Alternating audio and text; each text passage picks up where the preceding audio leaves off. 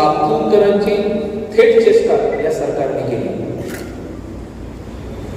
आपल्याला आठवत असेल की माझ्यासोबत आपल्या सर्व वर्तमानपत्रांमध्ये दिलेली पूर्ण माहिती प्रत्येकाने आपण छापून आणली होती. हे जी आर आहे माझ्यासोबत, त्याच्यामध्ये आपल्या माध्यमातून जे काही आपण पाहणी केली की जुलैमध्ये जे ढगफुटी लातूर जिल्ह्यामध्ये झाली, जे नुकसान झालं, प्रशासनाने त्याचा अहवाल दिला आणि प्रशासनाने अहवाल दिल्यानंतर महाराष्ट्रातले कालच्या कॅबिनेटमध्ये ज्यावेळेस निर्णय झाला 365 कोटी रुपये आले. त्या 365 कोटीमध्ये लातूरला एक रुपया आला नाही. आता ह्याची जबाबदारी कुणाची आहे?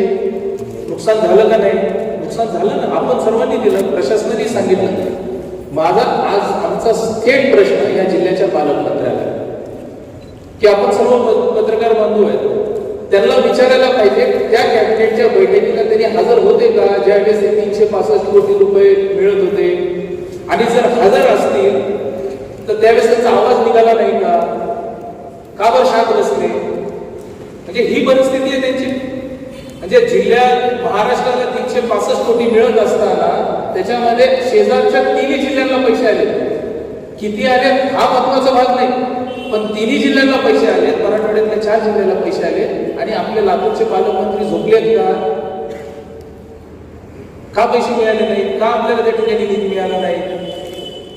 आणि पहिला प्रश्न, त्या कॅबिनेटच्या बैठकीला ते हजर होते का ज्याच्यामध्ये शेतकऱ्यांना मदत मिळणार? ह्याच्याहून त्यांची संवेदना त्या ठिकाणी लक्षात येते लातूरच्या प्रश्नाच्या. दुसरा विषय असा की आता आपण जे पाणी सोडण्यात आलेलं आहे, पाणी सोडण्याने नदीच्या काठचा, आता आम्ही जे आपण सांगितल्याप्रमाणे आम्ही 5 लाख रुपये हेक्टरी नदीच्या बाजूच्या लोकांसाठी मदत मागतो. त्यांनी म्हणतील असं होऊ शकते का? 5 लाख पण कमी. तुम्ही एकदा तिथं गेलात ना, लक्षात येईल. मी घरी सहज बसल्यानंतर अख्खाने मला सांगितलं म्हणजे आपलं पण जवळपास सोयाबीन गेले, त्यांना वाईट वाटत होतं की त्यांनी म्हटलं सोयाबीन गेले आपल्या समाजात 10-12 एकर आपण जे काही लावलं होतं. म्हटलं आपल्याला ठीक आहे, पर्याय व्यवस्था काही ना काही आपण माध्यम आहेत की आपल्याला इतर व्यवसाय आहेत, कामं आहेत, उद्योग आहेत, आपण त्याच्यातून आपल्याला त्याच्यावरच केलं. पण ज्याचं पूर्ण जीवन, पूर्ण त्याच्या संसाराचा आराखडाच त्याच्यावर अवलंबून होता, आज ती परिस्थिती निर्माण झाली, सर्व वाहून गेले, त्यांचा काय विषय? आणि ही बिकट परिस्थिती म्हणजे हे दुःख आहे. जो शेती करतो त्याला प्रत्येकाला, आम्ही सर्व शेतकरी, आम्हाला त्याचं दुःखच आहे. पण ज्या माणसाचं पूर्ण वर्षाचा आराखडा त्याच्यावर आहे त्याच्यावर येणार. आणि चला निसर्गाने मारा दिला तर समजू शकतो, निसर्गाने मारा दिला तर समजू शकतो आम्ही. पण तुमच्या हलगर्जीपणामुळे, तुमच्या निष्काळजीपणामुळे जर मारा बसत असेल तर ही जबाबदारी कोणाची आहे? माझे आज सर्व आपल्या पत्रकारांच्या माध्यमातून माझं या जिल्ह्याच्या पालकमंत्र्यांना आव्हान आहे की पाणी सोडण्याच्या बदल त्यांनी जाहीर आमच्यासोबत समोरासमोर बसा. आम्ही पालकमंत्री म्हणून काम केलं, जिल्ह्याचा पालकमंत्री म्हणून काम करत असताना पाणी पाणी जे कालव्यामध्ये सोडायचं वाटप समिती असते त्याची मी अध्यक्ष होतो. त्या समितीचा अध्यक्ष असताना आम्ही बैठका घ्यायचो, वारंवार बैठका घ्यायचो, धरणामध्ये पाणी किती आलंय. आणि इथं तर IMDने, हवामान खात्याने त्यांना सांगितलं होतं धरणात पाणी आहे, तुम्हाला आता गुलाब वादळाचे त्या ठिकाणी धोका आहे. तर त्या काळामध्ये त्यांनी कालव्यात जर पाणी सोडलं असतं, कालव्यात सोडलं असतं, बॅरेजेस मध्ये सोडलं असतं, खालच्या जे काही आपले स्रोत आहे त्याच्यामध्ये पाणी आपल्याला अडवता येत आहे, तर पाणी त्याच्यामध्ये टिकलं असतं. आज अशी वाईट परिस्थिती आहे. यांनी आजचं तर शेतकऱ्यांचं नुकसान केलंच केलं, पण उद्या आपण काय करतो? खरीपामध्ये पाणी अडवतो, कारण रब्बीचा आपल्याला पेरा घ्यायचा असतो. खरीपात पाणी अडवतो, रब्बीचा पेरा घ्यायचा असतोय. पण आता ह्यांनी खरीपातच पाणी वाहून जाऊ दिलं.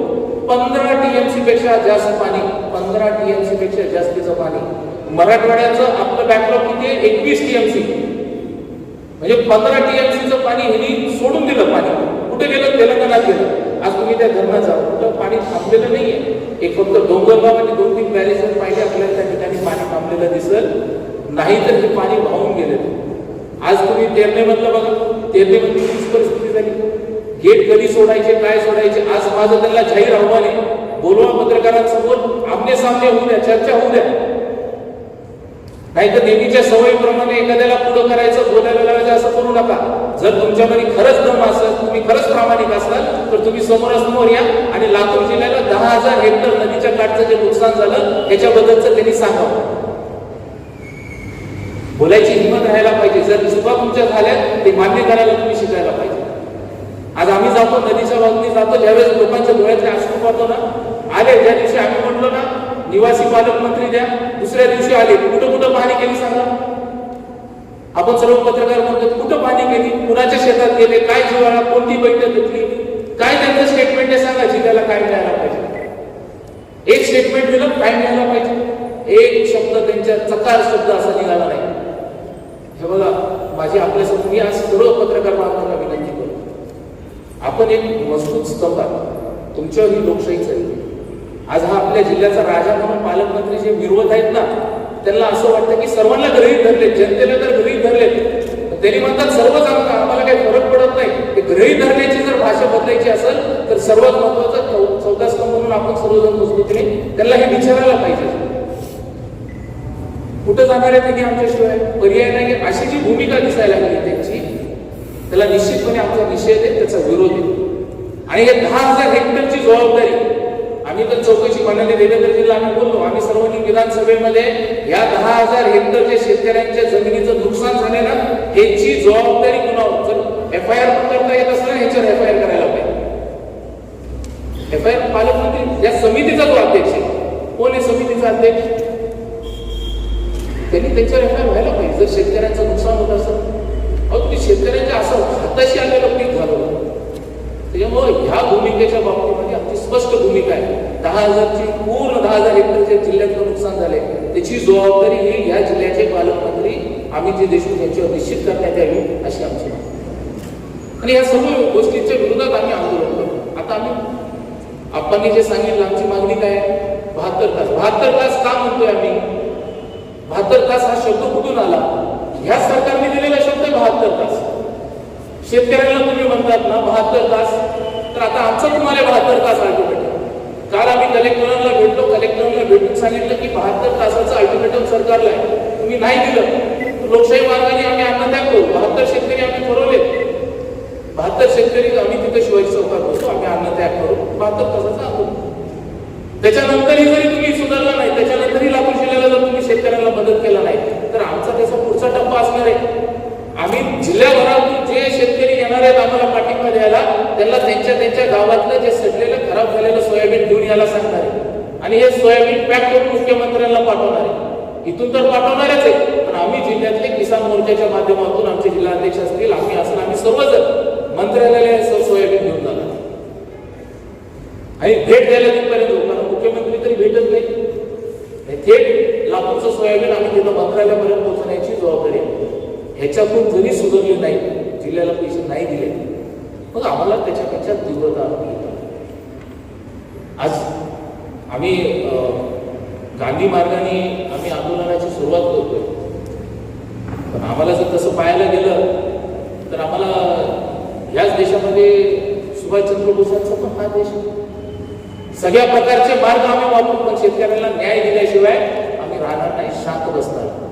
ही भूमिका आज आम्ही भारतीय जनता पार्टीकडून घेतली. आज 72 तासाचं जे अल्टिमेटम आहे त्याच्यामध्ये आम्ही मागण्या करत असताना जे आपण सांगितलं त्या सर्वच मागण्या आम्ही एकत्रित घेतलेल्या. परत सर्वात महत्वाचं विमा कंपनीचा एक विषय घेतलेला आहे. विमा कंपनी ह्या सरळ त्याचे वाजे कोण असणारे त्या जिल्ह्याचे पालकमंत्री असतात. जी कंपनी जास्त फायदा करून, जो जिल्हा जास्त फायदा करून देईल तिथल्या प्रमुखाला जास्त पैसे जातात असं आमच्या ऐकण्यात आलं. मला माहित नाही, पण असं ऐकण्यात आलं. जो जिल्हा त्या कंपन्याला जास्तीचा फायदा करून देतील, म्हणजे कंपन्याचा फायदा म्हणजे शेतकऱ्याचा तोटा, कंपन्याचा फायदा म्हणजे शेतकऱ्याचा तोटा. जो त्याच्यातली टक्केवारी असणार आहे ती टक्केवारी त्यांना जाणार. मला जिल्ह्याच्या पालकमंत्र्याला विचारायचंय, कुठं गेली यांची टक्केवारीची भाषा? त्यांनी नाही त्या गोष्टीत बोलायचे. तुम्ही शेतकऱ्यांच्या मालामध्ये टक्केवारी घ्यायला लागलात, विमा कंपन्यांकडनं टक्केवारी घ्यायला लागलात.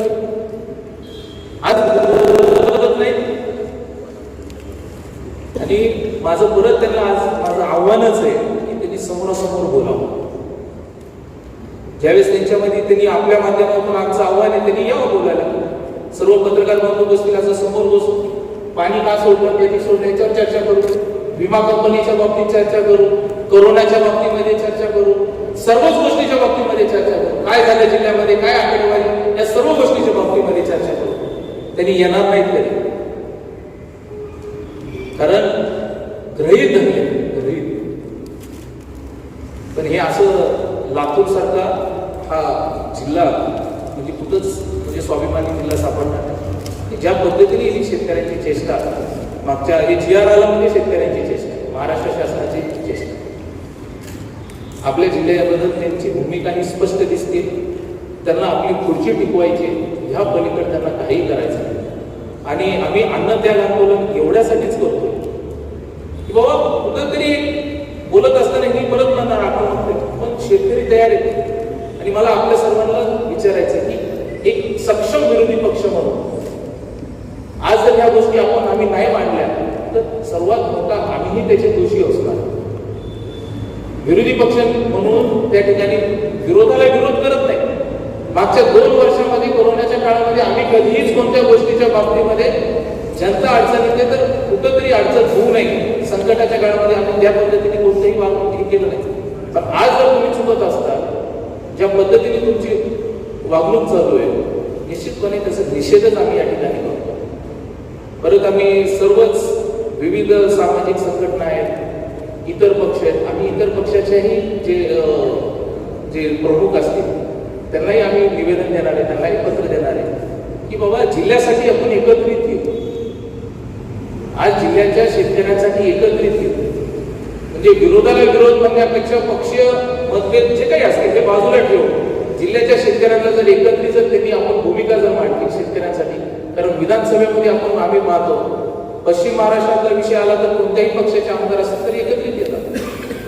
आज आपल्या लातूर जिल्ह्याचा प्रश्न आहे, लातूरच्या शेतकऱ्यांचा प्रश्न आहे. ज्यांना पुढच्या वाचवायचे असतील त्यांनी बोलणार नाही, ज्यांना आपले पद टिकवायचे असतील त्यांनी बोलणार नाही. पण ज्यांना जिल्ह्याची काळजी आहे, जिल्ह्यातल्या शेतकऱ्यांची काळजी आहे, त्यांनी निश्चितपणे आमच्या ह्याच्यासाठी पाठिंबा देतील, हे निश्चितपणे ती समजू. मागच्या वर्षीचा 1 रुपया आला नाही, महानगरपालिकेला कोणत्याच प्रकारचा निधी आला नाही, जिल्हा परिषदेला कोणत्याच प्रकारचा निधी आलेला नाही. या लातूर जिल्ह्यामध्ये मागचं जर आपण पाहिलं, आज जे काही कामं आणि बाकीच्या इतर गोष्टी दिसतात हे आपल्याच भारतीय जनता पार्टीच्या आमच्या सरकारच्या काळामध्ये होत असणारी कामं दिसतात. शेतकऱ्यांना मदत आपल्याच काळामध्ये आलेली मदत आहे. मागच्या 2 वर्षापासून कोणताच प्रकारचा विमा या लातूर जिल्ह्याला मिळाला नाही. माझी थेट आपल्या माध्यमातून मी आव्हान करतोय की उद्याचं आमचं 11, 12 आणि 13 3 दिवस आम्ही अन्नत्याग आंदोलन आम्ही घोषित केलंय. 11, 12, 13 आम्ही 3 दिवस अन्नत्याग आंदोलन आम्ही करतोय. सर्व 72 शेतकरी निश्चित केलेत. आम्ही तिथं शिवाजी चौकात बसू, शांततेत आमचं आंदोलन असणार आहे. आणि आपल्यालाही विनंती आहे आज याच्या माध्यमातून की ह्या आंदोलनाला आपल्या शेतकऱ्यांच्या प्रश्नासाठी आपण सर्वांचं सहकार्य, पाठिंबा, पाठबळ हे राहणं गरजेचं आहे. आणि आपल्या तो काय होतं 6 महिने झोपून राहायचा, मला वाटतं त्याच्यापेक्षा 2 वर्षापासून झोपून राहिलेल्या आपल्या पालकमंत्र्याला जागी करायचं असेल तर आपल्या सर्वांची साथ गरजेची आणि जागी करावं असं हे सर्वांची इच्छा आहे, अपेक्षा आहे. मला तर वाटत नाही. आणि जागी जरी झाले तर 6 महिने जागी झाल्यानंतर ते तिकडंच जातील मुंबई आणि झोपायचा कालावधी लातूरचा राहतो. त्यामुळे ह्या झोपलेल्या पालकमंत्र्याला जागी करण्यासाठी लातूरच्या शेतकऱ्यांचे प्रश्न महाराष्ट्राच्या दरबारी जाऊन महाराष्ट्र शेतकऱ्यांना न्याय देण्यासाठी हे आंदोलन आपण उभारलंय. आणि आम्ही सर्वांनी निश्चय केलेला आहे जोपर्यंत शेतकऱ्यांच्या आमच्या मागण्या पूर्ण होत नाही तोपर्यंत तरी आम्ही यांना झोपू देणार नाही हे आम्ही ठरवले. धन्यवाद.